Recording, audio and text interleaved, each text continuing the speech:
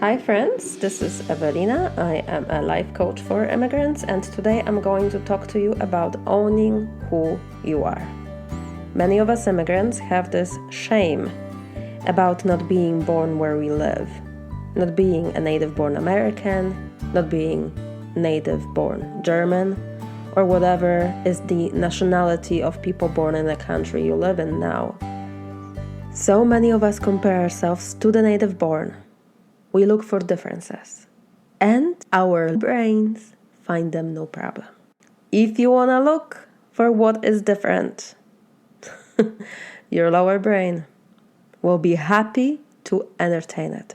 In fact, that is the laziest way to interpret reality, because that is already the automatic setup you have in your head. So, your lower brain scans your reality for threat 5 cycles per second and is looking for what is wrong. And it's doing this to keep you safe. When it comes to building a sense of belonging and unity between people, this is exactly what is standing in our way. And to make things worse, that part of your brain is very energized, and it delivers thoughts constantly, showing you what is wrong. This is why it is so easy for us to find the reasons for not belonging. But this is also why we feel bad for being immigrants.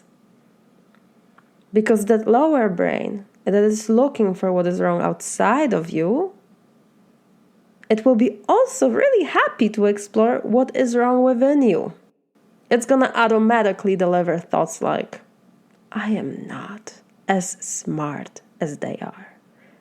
I can't be successful. I'm not from here. I can't handle this like I'm expected to because this is my second language. Now, there is evidence that is supportive of all of that, right? If we want to find that evidence, we will find it not a problem at all. I remember talking to someone soon after I came to the US in 2005. He asked me where I was from, and I told him I was from Poland. Where is that? He asks. And I say, in Europe. Do you know where that is? Well, he looks at me very unsure, very confused, and says, South America? Oh my goodness, I'm thinking. Seriously? You don't know where Europe is? Right? I mean, my judgment turned right on. And I walked away from that conversation with 2 judgments, actually. Number 1, he's an idiot, which, by the way, is not the kindest way of thinking about someone who simply didn't study world geography, which, from what I understand, is not really taught much in the US schools. So he most likely didn't know for that reason. It's okay. But I also thought, nobody knows where Poland is. Nobody knows where I am from. It's not that important. I am not that important. First of all, it was just one human being. One conversation. But my lower brain made it mean it's everyone. And by the way, your lower brain will be doing the same. So you want to watch out for words like everyone, no one, always, never, nobody, everybody, everything, nothing. These generalizations are helpful in interpreting reality fast. And the lower brain also is trying to preserve as much energy as it can. So it will give you shortcuts in understanding your reality. Okay? This is why this is happening. But notice that we can take one situation and make it mean that everybody now doesn't know where Poland is. That's what I did. right? You're doing that too. Your lower brain is active in your head and it's doing that. It might not be doing when it comes to your identity. It might be doing in other situations, interpreting other situations in your life, but this is happening. It's happening all of the time.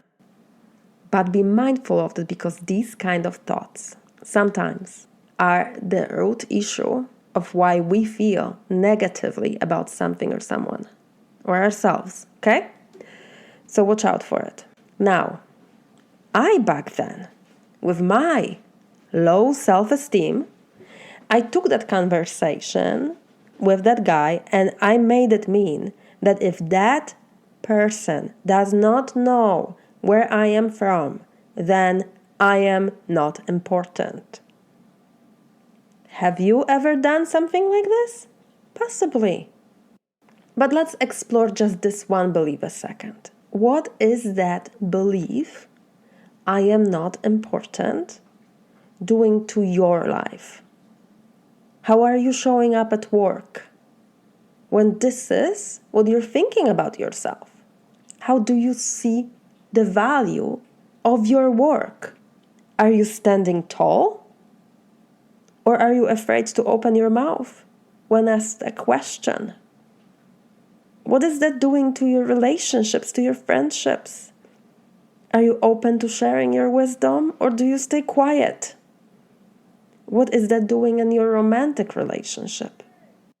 When we think, I am not that important, we don't find reasons to find ourselves as important. Self-care is not important. Going after our dreams is not important. Working out is not important. Diet is not important. Speaking our truth is not important. And sharing with other people about where we are from is not important either. We make ourselves not important. It has nothing to do with other people. It has all of it. All of it has to do with us, what we are thinking about ourselves. Do you see? And then we feel insecure in our own skin. We feel we don't belong. And then more thoughts come. Thoughts like, they don't understand me. They don't get me. I'm different. Which only makes the feeling of not belonging stronger. And you know what happens next? Well, we stay in our comfort zones. We don't try to find common ground. We see ourselves as different. And, again, our lower brain loves to support that scenario. You will be seeing the differences more and more. Listen, my dear immigrant friend. I want to offer today that there is a different way to approach yourself as an immigrant. So what if you were to choose to own who you are, to be at peace about it, instead of shaming yourself for your background? I'm Polish.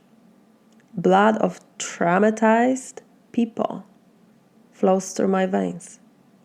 You know what that means? I am strong, and I can belong anywhere I choose to.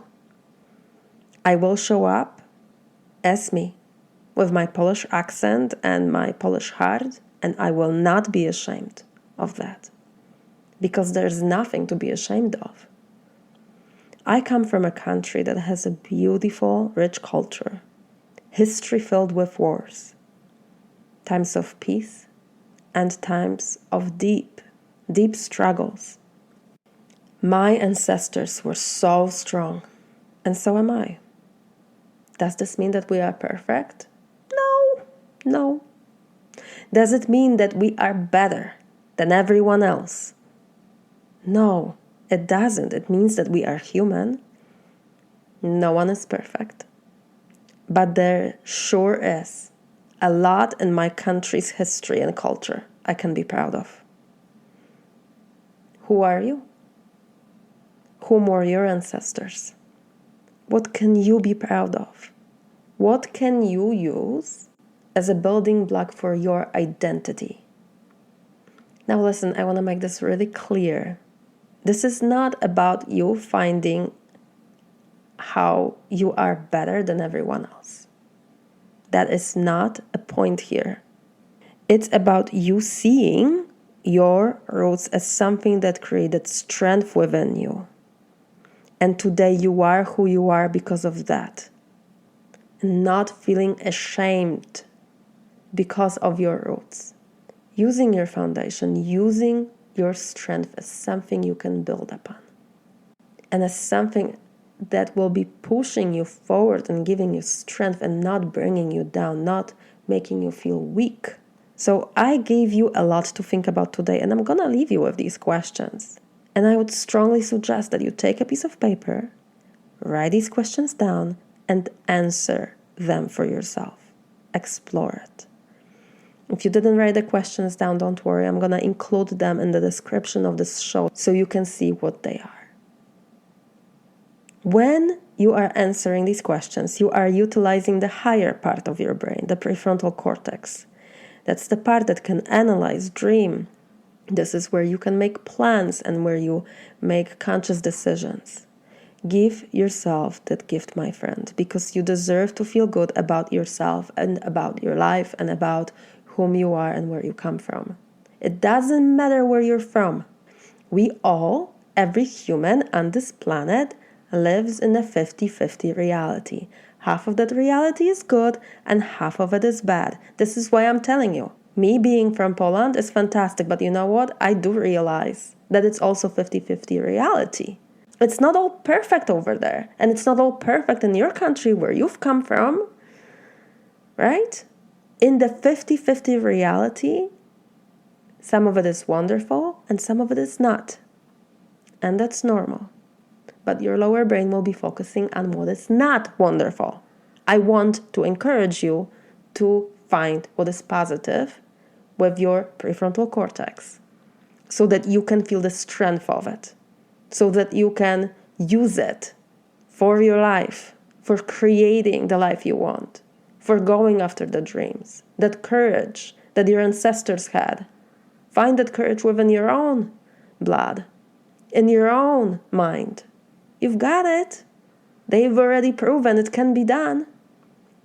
You can show up strong and capable. They've already proven it, right? We just have to look back and recognize it.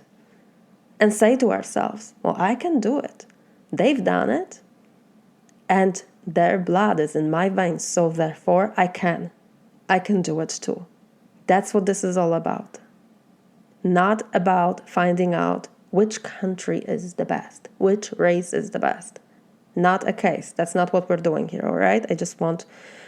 I want to make sure that this is very, very clear. We are equal. We deal with the same BS. Not one country is better than another country. That is ridiculous nonsense. I don't stand for beliefs like that. After you're done listening to me, look at these questions in the description of the show.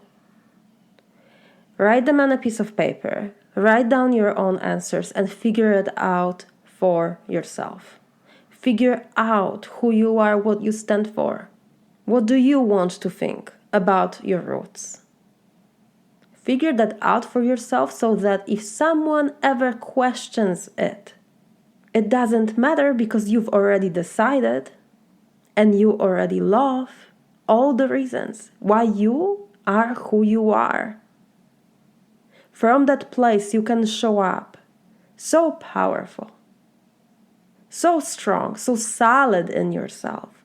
You can show up in service to other people because you're not caught up in your own insecurities. You're not caught up in your own head, questioning, oh, what did they mean by that?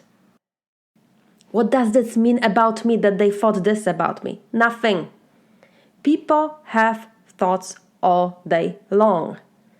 A lot of them are not aware of what they're thinking. What other people think about you is none of your business. I really mean it. What you think about yourself, very important. So with these questions today, I want to encourage you, figure out that piece. That is a foundation of your existence. The culture where you come from, your connection to that culture. What do you think about it? What do you think about yourself in the culture you live in now, right? All of that really matters because it will influence every day of your life. So take the time and figure it out. You deserve that clarity, and you deserve the strength that comes with that clarity. Now I want to share with you a few thoughts that will help you stimulate that feeling of belonging to yourself and to your culture, right? Thoughts create feelings. This is why I'm telling you, figure out your thoughts about your country and about you living here, who you are here in this country you live in now. So I'm going to give you some thoughts that will be stimulating the feeling of belonging to yourself and to your culture. In this example, I am going to be using Polish background because that's where I'm from, but you can replace it with any nationality, okay? And I'm also going to include these thoughts in the description of the show so that they're there for you if you want to copy them and use them for yourself. So here are some thoughts. I belong anywhere I choose to. I love being Polish. I am proud of my culture. I love my Polish culture, and I am happy to share it with others who might not know much about it. How others react to me means nothing about who I am, but it means a lot about them. My Polish roots will support me till the end of my life, no matter where I live. I am so grateful for my Polish foundation. All right, my friends, so take these thoughts, rewrite them so it fits your nationality. And this is it for today. Like I said before, I am a life coach for immigrants, which means that I help overwhelmed immigrants figure out how to create peace and sense of belonging within themselves, so no matter where life takes them, they feel at home. If you think you need my help, go to lifecoachforimmigrants.com. Click on Work With Me and fill out a form to schedule a free consultation. The consultation takes 1 hour, and during that time, you will tell me what the problem is, and I will explain how I would help you if we were working together. All right, my friends, have a wonderful rest of your day, and I will talk to you next time. Bye.